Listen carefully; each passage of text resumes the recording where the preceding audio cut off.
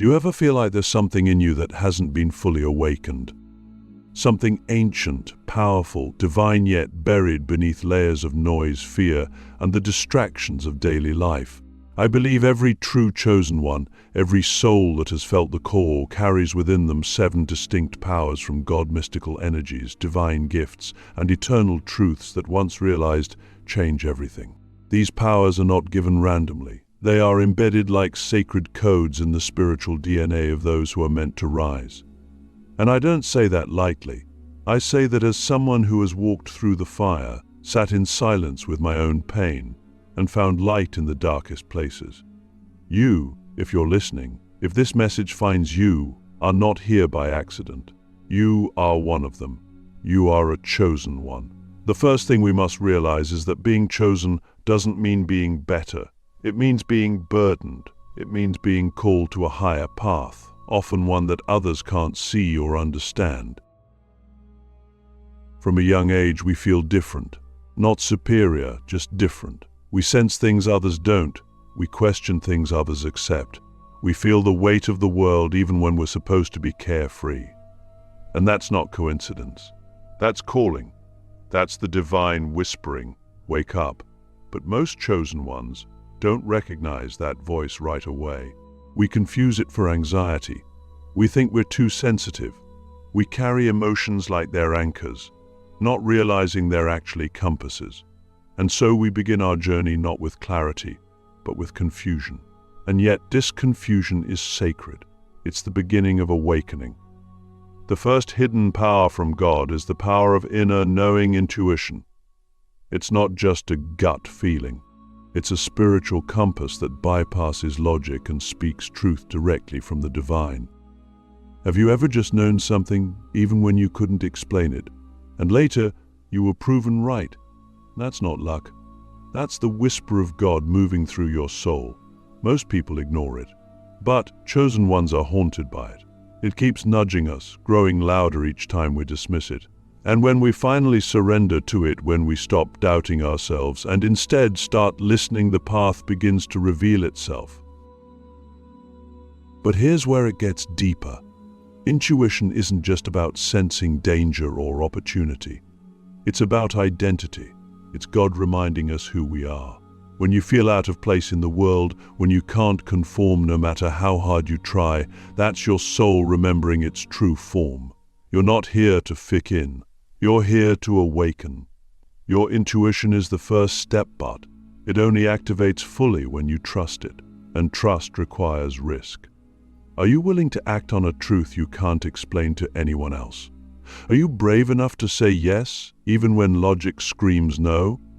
The second power is the power of isolation. This one is misunderstood and often feared. Why? Because it hurts.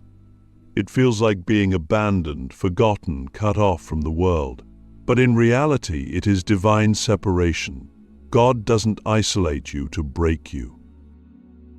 Click subscribe to this channel to get more profound spiritual lesson. He separates you to prepare you. Think of every great spiritual figure, prophets, sages, mystics. They all had their desert, their cave, their silence. In those moments, we are stripped of distractions. We are forced to meet ourselves. And that meeting is terrifying because it reveals everything, the lies we've believed, the masks we've worn, the pain we've buried. But it also reveals the core, the truth, the light. When you're in that season of isolation, it feels like punishment. But it's actually sacred refinement. It's in the silence that you begin to hear the divine clearly. It's in the loneliness that you realize you were never truly alone, because God begins to speak to you in ways words cannot describe. Are you in that season right now, feeling like nobody understands you, like you've been left behind? Don't rush to escape it. Instead, ask, what is God trying to show me in this silence? The third power is the power of compassion beyond logic. Chosen ones feel deeply not just their own pain, but the pain of others. And sometimes it feels like a curse. You walk into a room and feel the sadness no one is speaking about. You hear laughter but sense the despair behind it. You see through people not to judge but to understand. This is not weakness. This is divine empathy. This is the heart of God beating through you. But you must learn to protect this power, because the world will exploit it. People will take advantage of your kindness. They will call you naive. But listen, true compassion is not softness. It is strength. It is the strength to love in a world that has forgotten how. It is the power to see someone's wounds and not run away. But here's the key. Compassion must be rooted in boundaries. You are not here to save everyone. You are not here to bleed for the unwilling. You are here to be loved, not be drained by those who refuse to heal. Have you ever cried for someone else's pain? Felt grief for someone you barely knew? That's not just emotion. That's your soul responding to the frequency of divine love. Don't shut it down. But don't let it consume you either. Learn to channel it. Let your pain become purpose. Let your sensitivity become superpower. And now we begin to see the pattern. Each power is not flashy. It's not loud. It's hidden. It's quiet. It requires depth. That's why most people never discover them. But chosen ones are different. We're not satisfied with the surface. We ache for the deeper waters. And that ache, that's the next power. The fourth divine power is the power of divine discontent. This is the restlessness in your soul that refuses to settle. Even when life looks good on the outside, success, comfort, stability, there's something in you that whispers, this isn't it. That whisper is holy. It's the voice of purpose. It's the voice of destiny. And while others chase comfort, you chase truth. You're not content with just existing. You want meaning. You want depth. You want to feel alive. This power can make life difficult. You'll walk away from things others would kill to have. You'll leave behind jobs, relationships, even identities because something in your soul tells you there's more. And that more isn't material. It's spiritual. It's eternal. But here's the test. Can you walk into the unknown without guarantees? Can you let go of the illusion of control and follow the divine flow? Chosen ones always reach a point where the old life no longer fits. It's like wearing clothes that used to be comfortable but now feel tight. That's because your soul is expanding. Don't shrink to make others comfortable. Don't dim your light to stay in rooms you've outgrown. Stand up. Step out. Trust that what's calling you is greater than what you're leaving behind. And now I ask you the first deep question. What part of your life feels too small for your soul? Be honest. Don't answer with your mind. Answer with your spirit. What are you holding on to that's keeping you from becoming who you truly are? This is just the beginning. We've uncovered 4 powers, but there are still 3 more. And those 3 are fire. They are the powers that awaken the warrior, the creator, the divine force within you that cannot be stopped. There comes a moment in every chosen one's life where something deeper ignites, not just a whisper, not just a nudge but a fire. It doesn't start with a roar. It flickers in the quiet. It's that inner force that begins to rise up when you've been pushed too far, when you've cried too long, when you've questioned everything. And the only answer that comes is a divine, silent stand. This is the power of spiritual resilience and unshakable strength that doesn't come from the flesh, doesn't come from ego, and doesn't even come from willpower. It comes from something eternal. It comes from God. You can't fake this power. It's not the kind of strength that shows up in a gym mirror or in a loud voice. It's forged in silence, in suffering, in perseverance through seasons when no one clapped for you, no one noticed, and still you rose. You got back up. You kept going. That's divine fire. This is the 5th power, and it doesn't just help you survive, it helps you transform. Every time life tried to break you and you refused to stay broken, that was this power at work. And here's the secret. Every breakdown is a disguised initiation. Every valley is a test not of how strong you are, but of how connected you are to the source of all strength. Many people live their whole lives avoiding pain. But chosen ones, we walk into it. Not because we enjoy suffering, but because we know what's on the other side. Evolution. That's what makes this power so rare. It doesn't avoid the fire. It becomes it. And when that fire fully awakens in you, you stop fearing change. You stop fearing loss. You stop fearing rejection. Why? Because you've seen what rises when everything else falls away. You've met your real self, the self that can't be taken, can't be silenced, can't be destroyed. I ask you now, what would your life look like if you stopped running from your pain and started listening to it? What would happen if you treated every heartbreak not as a curse, but as a doorway? Could it be that your greatest trauma was actually the training ground for your greatest power? Now, from this fire emerges another sacred force. The sixth power is the power of creative command. This is the divine ability to speak things into existence, not just poetically, but literally. Every chosen one has this. Why? Because God is creator, and if we are made in his image, then creativity is not optional. It's essential. It's spiritual. You were never meant to just consume life, you were meant to co-create with the divine. Have you noticed that your words carry a strange weight? That when you speak from a place of truth, things shift. People listen. Reality bends. That's not charisma. That's command. And the more you align your life with God's voice, the more powerful your own voice becomes. But this power is not about ego. It's about clarity. When you are clear on who you are, what you're called to do, and why you're doing it, your words become keys. Your actions become blueprints. Your energy becomes contagious. This is why the enemy tries so hard to silence chosen ones. If you ever fully realize the power of your voice, the impact of your presence, and the divinity of your ideas, you would change the world. You were never meant to just survive. You were meant to speak life, to create change, to build realms with your thoughts and actions. But this requires discipline. You must become a guardian of your thoughts. Your inner dialogue cannot be careless. Because if your words have power, then every lie you tell yourself is a curse, and every truth you declare is a miracle in motion. So I'll ask you another deep question. What are you actively creating with your words, your beliefs, your focus? Are you building a world that reflects your divine nature, or are you unconsciously recreating your fears?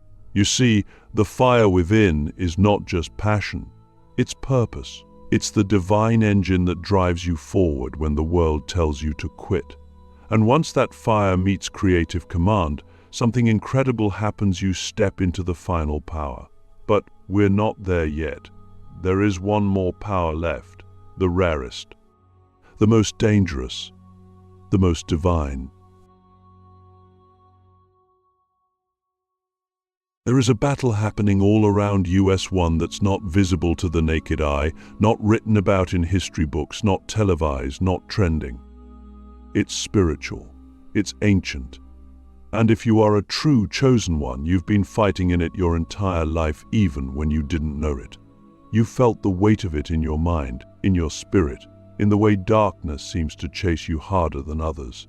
You've asked yourself, why do I go through so much? Why do I feel things so deeply? Why do I attract broken people, strange resistance, or unseen opposition? The truth is, you're not paranoid. You're not imagining it. You are a warrior in a war that most people never perceive. The seventh power is the power of spiritual authority, and it's the most misunderstood, most dangerous, and most sacred of them all. This power isn't loud. It doesn't shout. It doesn't flex. It commands. It walks into a room and shifts the atmosphere without saying a word. It's the power that makes darkness uncomfortable around you even before you speak. It's the reason people either open up to you instantly or feel triggered by your presence. You carry light, and light exposes what people have spent years hiding. That's why some people reject you. That's why you've been misunderstood. You were never just a person. You were always a presence. But here's what most chosen ones don't realize. Spiritual authority is not just a gift, it's a responsibility. And that responsibility often comes with suffering.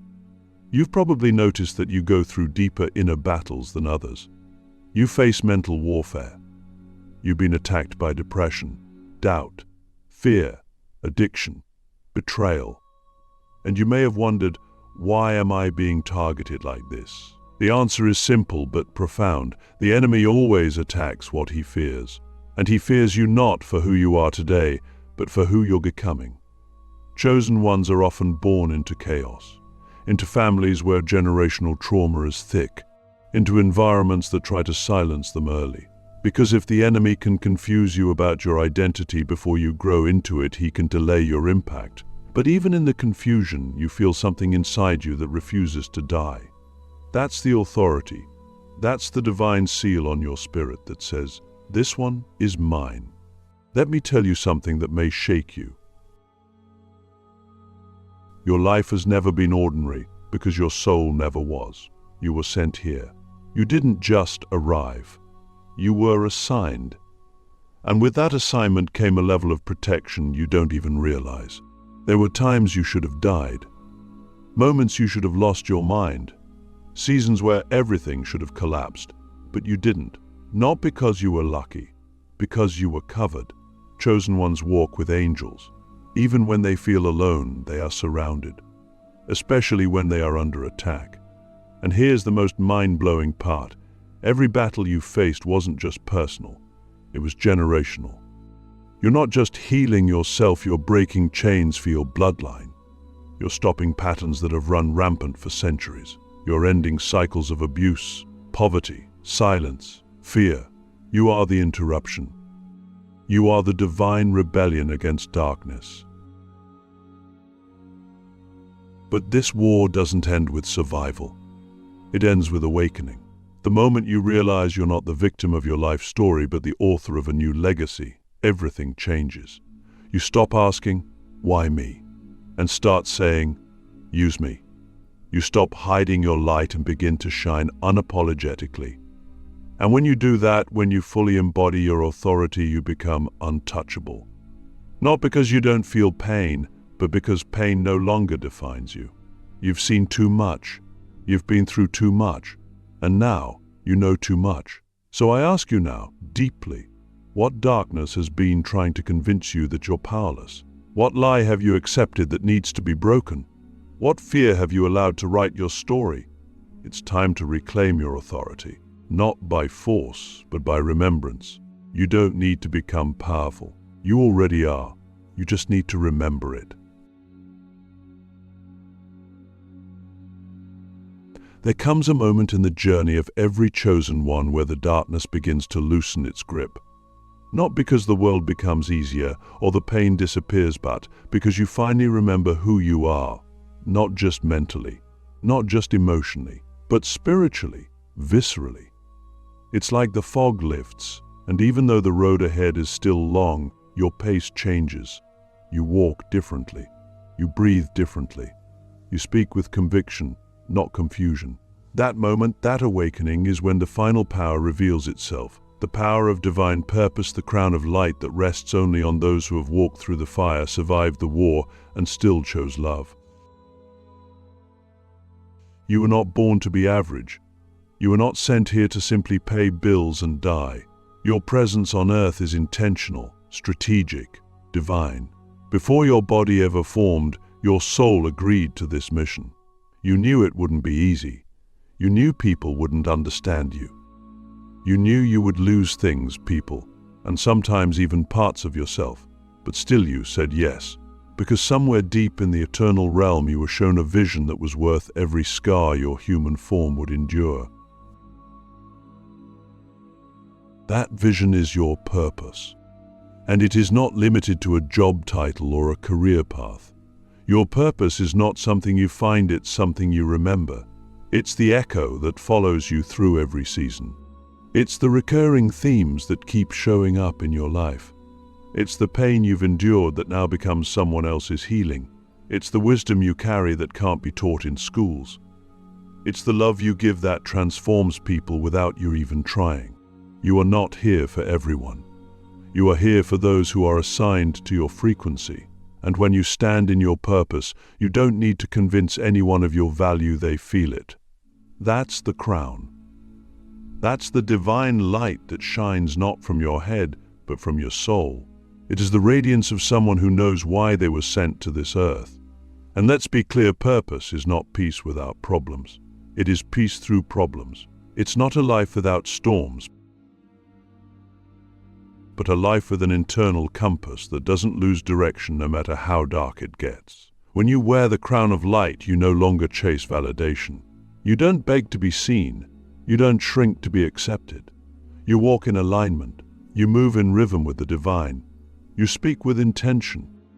You love with courage. You give without expecting. And you create without fear. Your life becomes a mirror for others to see what's possible when someone chooses to remember. That's the real influence. That's the real legacy. Not fame, not followers, not fortune, but the ripple effect of a life lived in truth. A life that makes people feel something eternal. A life that whispers to others, you can rise too. And the beauty of all of this, you don't have to be perfect to wear the crown. You just have to be real. You just have to be willing to keep rising, keep remembering, keep choosing love, even when hate is easier. You just have to stay faithful to the light inside you, even when the world tries to dim it. So now I leave you with one final question, the deepest one yet. If today was the day you fully remembered your divine purpose, what would you stop doing? And what would you finally begin? Remember who you are. Remember why you came. And never forget, you are not just chosen, you are sent. And the world has been waiting for you to wake up.